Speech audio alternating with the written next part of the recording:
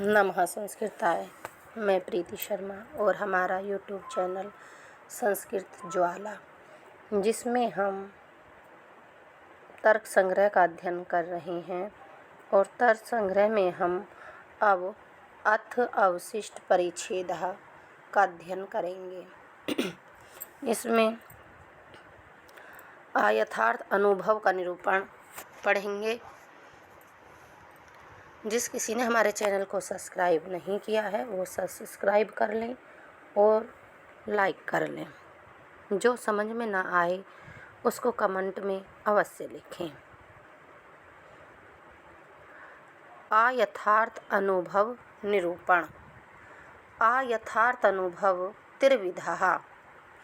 अयथार्थ अनुभव 3 प्रकार का होता है। संशय, विपर्यय, तर्क भेदात।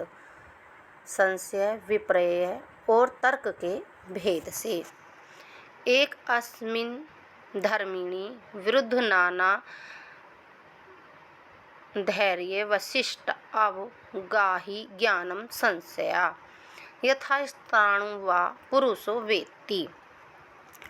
एकस्मिन् धर्मिणि, एक धर्मी में परस्पर विरुद्ध नाना अनेक धर्म वैशिष्ट्या अवगाही, धर्मों के वैशिष्ट्य का अवगाहन करने वाले ज्ञानम संशय है, ज्ञान को संशय कहते हैं।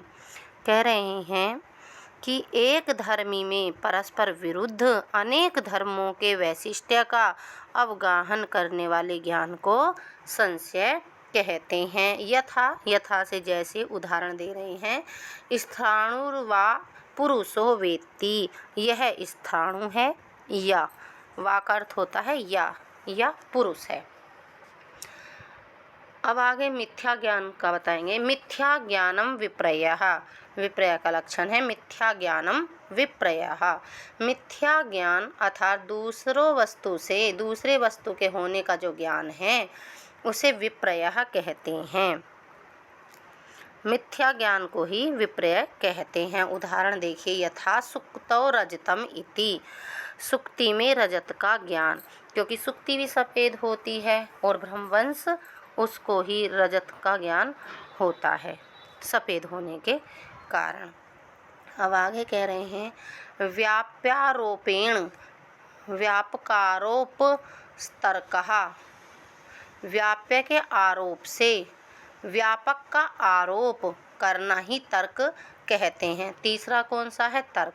पहला था देखो संशय, दूसरा विपर्यय और अब ये तर्क का बताए हैं। व्याप्यारोपेण व्यापक आरोपः तर्कः, व्याप्य के आरोप से व्यापक का आरोप होना ही तर्क कहलाता है। यथा जैसे यदि वह्निर् न स्यात् तर्हि धूमोऽपि न स्यात् इति, यदि आग ना होती तो धुआं भी नहीं होता, यह तर्क है। फिर आगे स्मृति का बता रहे हैं। स्मृति ही अपि द्विविधा, स्मृति अपि द्विविधा, स्मृति 2 प्रकार की होती है। यथार्थ अयथार्थः च, यथार्थ और अयथार्थ। प्रमाजन्यम यथार्थः, जो इसमें प्रमा अर्थार्थ यथार्थ ज्ञान जो है उसे जन्य जो है उससे जन्य जो है वो स्मृति यथार्थ स्मृति है। तथा अप्रमेय है जन्य अयथार्थः, तथा अप्रमेय अयथार्थ ज्ञान से जो उत्पन्न होती है तो वो अयथार्थ होती है। जन्य का अर्थ होता है उत्पन्न होना। सर्वेषाम अनुकूल वेदनीयम सुखम, सबको अपने अनुकूल जो लगे, सब कुछ जो अपने अनुकूल लगे वही सुख है। अर्थात किसी को भी किसी भी वस्तु का अपने अनुकूल लगना ही सुख कहलाता है। अब आगे दुख का लक्षण बताएंगे। ये जो हमारा सुख है ये हमारा 17 नंबर का गुण है। अब 18 नंबर का गुण पढ़ेंगे। प्रतिकूल वेदनीयम दुखम, किसी को भी किसी भी वस्तु का अपने प्रतिकूल लगना ही दुख कहलाता है। अब 19 नंबर में जो गुण है वो है इच्छा, इच्छा काम। हाँ, इच्छा काम को कहते हैं, काम का अर्थ होता है कामना। और 20 नंबर का जो है वो है क्रोधो द्वेषः, द्वेष क्रोध को कहते हैं। कृतिः प्रयत्नः, प्रयत्न कीर्ति को अर्थात चेतन के व्यापार को कहते हैं। अब हमने 21 गुण पढ़ लिए। विहित कर्मजन्यो धर्मः, विहित जो वेद विहित हैं, जो वेदों में रचे गए हैं, लिखे गए हैं, तो वेद विहित कर्म से जो उत्पन्न गुण विशेष को धर्म कहते हैं। अब निषिद्ध कर्म जन्यस्तु अधर्मः, निषिद्ध जो करने योग्य कर्म नहीं है उनसे जो उत्पन्न होता है गुण उसको अधर्म कहते हैं। अब हमने ये 23 तरह के पढ़ लिए हैं गुण। अब आगे पढ़ते हैं, बुद्धि का लक्षण बता रहे हैं।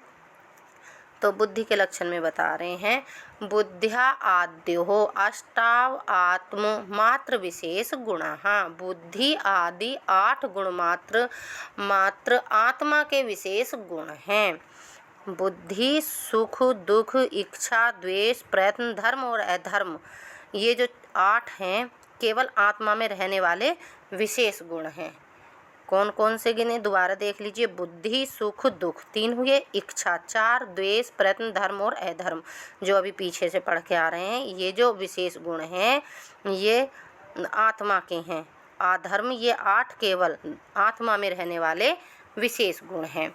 अब इससे आगे बुद्धि, इच्छा, प्रयत्न नित्य नित्याच, उनमें बुद्धि, इच्छा और प्रयत्न ये 3 नित्य और अनित्य होते हैं। नित्य ईश्वरस्य, जो नित्य होते हैं वे ईश्वर में होते हैं, और अनित्य जीवस्य, और जो जीव में है वो अनित्य हैं। अब आगे आया हमारा 24 नंबर का गुण संस्कार। संस्कार त्रिविधा, वेगो भावना स्थिति स्थापक चैति। संस्कार 3 प्रकार का होता है, वेग, भावना और स्थिति स्थापक। स्थिति स्थापक एक ही है और भावना 2, वेग 3। ठीक। अब आगे वेग पृथ्वी आदि चतुष्टय मनोवृत्ति ही, पृथ्वी आदि जल, तेज, वायु, पृथ्वी तो ये बता दिए, जल, तेज, वायु 4, और मन में वेग नामक संस्कार रहता है।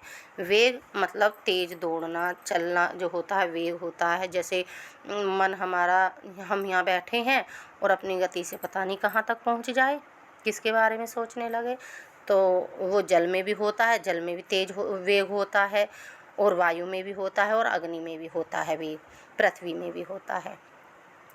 तो कह रहे हैं कि पृथ्वी आदि जल, तेज, वायु 4 और मन में वेग नामक संस्कार रहता है। अनुभवजन्य स्मृति हेतु भावना आत्ममात्र वृत्ति ही, अनुभव से उत्पन्न, अनुभवजन्य अनुभव से उत्पन्न एवं स्मृति हेतु भावना, स्मृति का जो कारण है, जो संस्कार है, उसको भावना कहते हैं। आत्ममात्र वृत्ति ही, यह मात्र आत्मा में रहने वाला है। और आगे कितना है,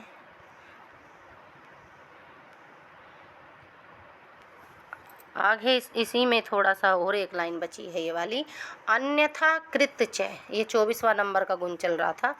अन्यथा कृतस्य पुनस् तत् अवस्थापादकः स्थिति स्थापकः कटादि पृथ्वी वृत्ति इति गुणः। अन्यथा कृतस्य है, जिस प्रकार के कारण पुनः तत् अवस्थापादकः, दूसरे रूप में बनाई हुई वस्तु फिर अपनी पहली अवस्था में आ जाती है। स्थिति स्थापकः, उसे स्थिति स्थापक संस्कार कहते हैं। कह रहे हैं कि जिस संस्कार के कारण दूसरे रूप में बनाई हुई वस्तु फिर अपनी पहली अवस्था में आ जाती है, उसे स्थिति स्थापक संस्कार कहते हैं। जैसे कटादि पृथ्वी आदि वृत्ति इति गुणः, यह जो संस्कार है वो कटा आदि चटाई, वस्त्र पृथ्वी वृत्ति इति गुणः, वस्त्र आदि रूप में रहने वाली पृथ्वी में रहता है, चटाई और वस्त्र आदि के रूप में पृथ्वी में रहता है। इति गुणः, ये इस प्रकार 24 प्रकार के गुण हो गए। आज गुण पूर्ण हुए हैं। आगे कर्म वगैरह आएंगे। देखिए कर्म आ गए हैं, कर्म फिर करेंगे अगली वीडियो में। सभी को नमः संस्कृताय। बहुत बहुत धन्यवाद सुनने के लिए।